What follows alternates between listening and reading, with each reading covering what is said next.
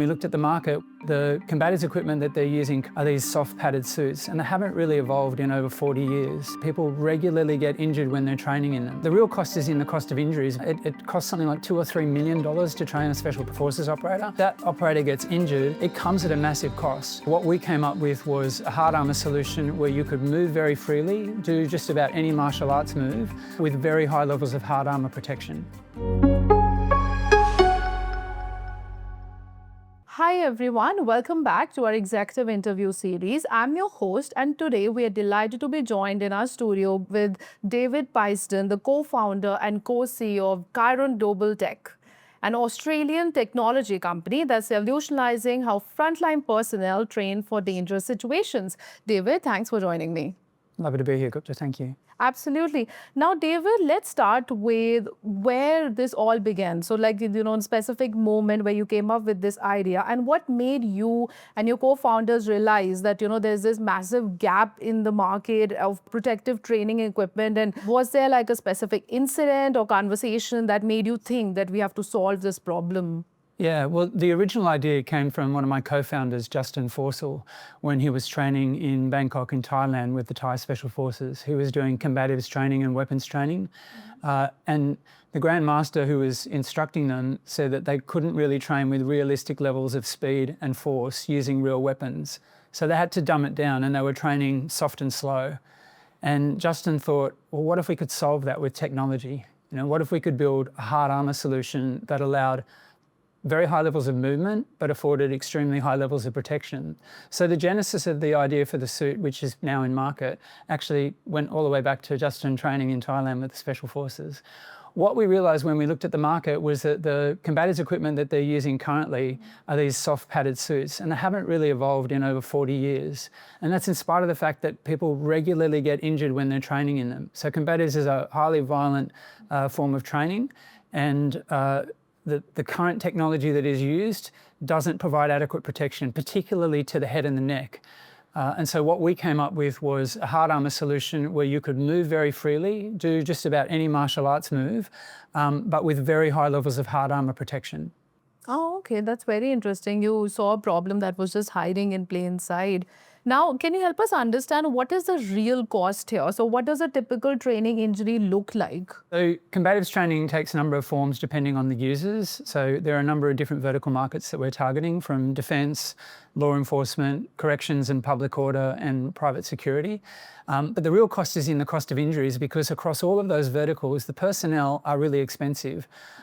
Special Forces in particular, it costs something like $2 or $3 million to train a Special Forces operator.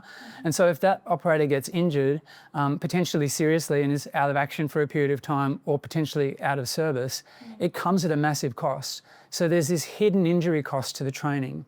Across all of those verticals, the personnel do regular training in combatives to teach them how to defend themselves in violent scenarios. And often we've had so much anecdotal information about people getting injured while they're doing that training.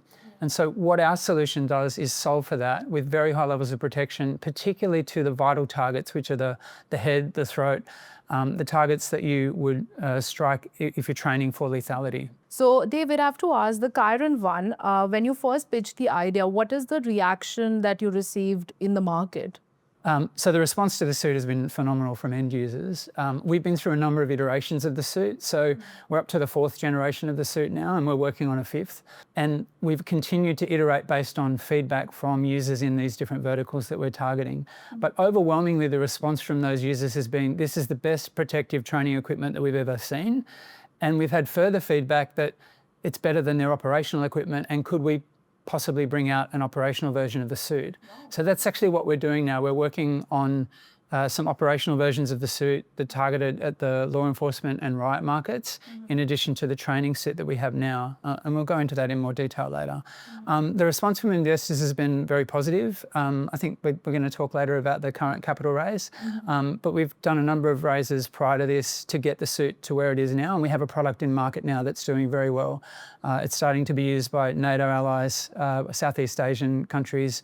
We've got very strong demand in Europe, in the UK and in the US. US. Amazing. That's truly wonderful. We can see that your product is really working. Now, you mentioned that you have 4 different training suits now. So for investors that are thinking about market penetration, what does that mean in practical terms for your customers? So we're bringing out a number of different variations on the current suit design. So the suit that we have in market now has taken years to develop. So that is an all carbon fiber suit. It's made from hard armour plates and it has elastomeric foam, an impact absorbing foam inside it. That design has taken years of development and iteration, and it's to optimise it for movement and protection, because you can be 100% protected, but you're in a steel box and you can't move, or you can have 100% movement, but you have no protection. And so optimizing for those 2 parameters is very hard, and we've managed to do that over the last 4 or 5 years. That product is now in market, and the response from the market has been phenomenal. As I said, they feel that it's better than their current operational equipment. It's certainly the best training equipment in the world. And the reason for that is it reduces injuries during training. It increases the level of training that you're able to do, so you can train more realistically, which increases survivability of personnel when they're in these high threat situations. It solves for the hygiene problem of the soft suits. So they're soft padded suits that absorb the sweat of the users. So they're very unhygienic and they actually disintegrate over time. And our hard armour solution has a much longer life of type. There's an underlayer that we've developed which has a sweat wicking fabric in it, which keeps the wearer cool, as well as Kevlar and other padding in it that provides protection. And that's a washable underlayer. So they can literally throw that in the wash overnight, dry it, and it's ready the next day. So we've solved for hygiene. But the key thing that we've solved for is for the level of protection. And we do that through a patented solution where the way the armour for the head and the neck interact, it prevents hyperextension, hyperflexion, and hyperrotation of the head. And so the head and the cervical spine are very protected. And that's something that is unique. No one else has developed that solution. As I mentioned, we've patented that around the world. Wow, that's truly wonderful. So, better protection, lower cost and less complexity. That's very compelling. Now, $750,000 in early revenue across 3 continents. That's solid validation about your opportunity. But, the real opportunity is about scaling to police and corrections. So, can you tell us about the market size and what you're seeing in terms of the demand? Yeah, well, first up, I think we're at about 1.2 million now. So we've had some more orders come in recently since that last number came up. And we're seeing continued traction. We've got very strong interest in police and corrections markets. Increasingly, those personnel are facing a higher level of threat because of geopolitical instability, civil unrest, and they're looking for better protective equipment. And so based on market feedback and demand, we're bringing 2 new versions of the suit to market, a lower cost version of the current suit for training and an operational version of the suit for riot and public order. So those will leverage the same patented design that we have in the X1 all carbon fibre suit, but we're going to use lower cost materials. It's an injection moulded reinforced polymer, and that will bring the cost down and allow us to scale more rapidly to meet growing demand, particularly from these segments of law enforcement and corrections, as well as defence. I understand. Now, like we touched upon it, that you are in the middle of your pre-series A raise right now, and you're aiming to close this month. So what's the funding specifically going forward going to be used for, and what does success look like for you in the next, let's say, 18 months from now? Sure. So it's a pre-series A raise of 3.6 million Australian dollars. We've already secured 500,000. We're looking for a lead investor. The markets that we were just discussing, the total addressable market is around 2.4 billion Australian dollars, and it's growing at over 7% a year. So the training market is about $1.2 billion, and it's growing at 7.1% a year.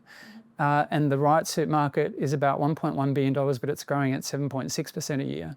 So we've got very high growth in a very large addressable market, and our product is ideally placed to disrupt the current players in that market because of the level of protection that we have and because of the patented solution. So we have a unique technology that addresses the specific risks that those personnel face.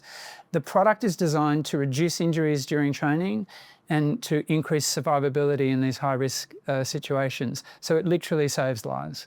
Amazing. That's truly wonderful. We can see the, the need of your product in the market. Now, David, you're a serial entrepreneur, but this is not software we're talking about. So you're dealing with advanced materials, manufacturing partnerships, regulatory approval. So what's been like the biggest unexpected challenge for you on this journey?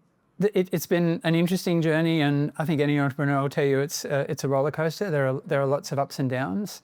We've been through funding challenges in the past, but we've always solved those. I think the most interesting thing has been the degree of response that we've had from the market in what we've already developed. And the level of demand that's there for these new products that we're going to bring to market. We've been really fortunate to work with some amazing suppliers that are really experienced in these advanced materials that we're working with. We have our own in-house engineering and R&D expertise that is based in New Zealand, in Wellington. And they're the ones that have developed the current suit and that are helping us develop new versions of that suit out of these new materials. We're working with some excellent distributors that have established relationships, deep relationships in the key vertical markets that we're working in a number of different countries, and that distribution network is growing. Partly through our presence at trade shows, distributors see the product being used and demonstrated, and they approach us and go, we would love to help you sell this product in our market. So I guess one of the really surprising and nice things has been the response from the market that we've had. From distributors and from customers, it's been overwhelmingly positive. I think it's a sign that we've got a truly disruptive product. Absolutely, no doubts about that. Now, David, we can't wrap this interview without talking about your team. So can you tell us a little bit about your team that's backing you up on this journey? Yeah, absolutely. So, I mean, I couldn't have done this without my two co-founders, so Samantha English and Justin Forsell. We've been on this journey for a while. I'm really excited at the phase of development that we're now at with this raise and the products that we're bringing to market. We also have an excellent in-house team. So I mentioned the R&D facility in New Zealand. Our head of design and engineering has an extensive background in defence and in composite materials and came up with the original hard armour design.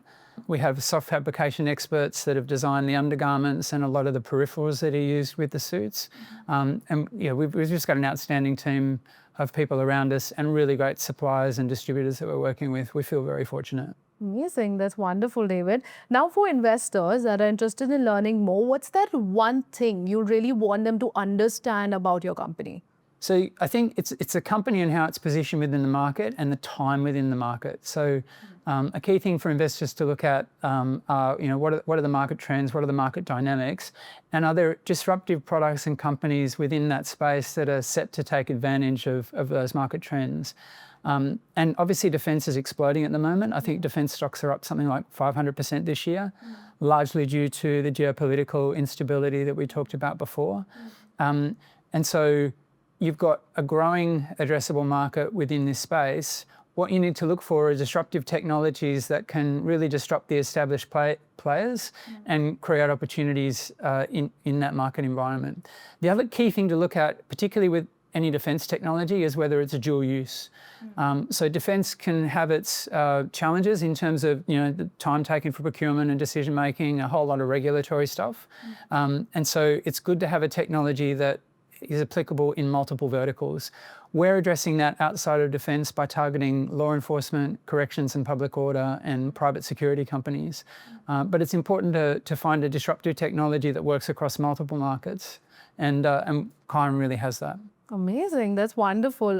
This has truly been such a fascinating conversation. And what truly strikes me most about your opportunity is that you're not just building a product, you're creating a new standard for how frontline personnel train and operate, which is truly wonderful to see. To our viewers watching this interview, if you would like to learn more about Chiron Global, please see the details at the side of your screen or in the description of this video. Once again, thank you for watching, and thank you, David, for coming and having a conversation with us today. Yeah, thanks for the opportunity to talk to you. It's been a pleasure. Thank you. Thank you.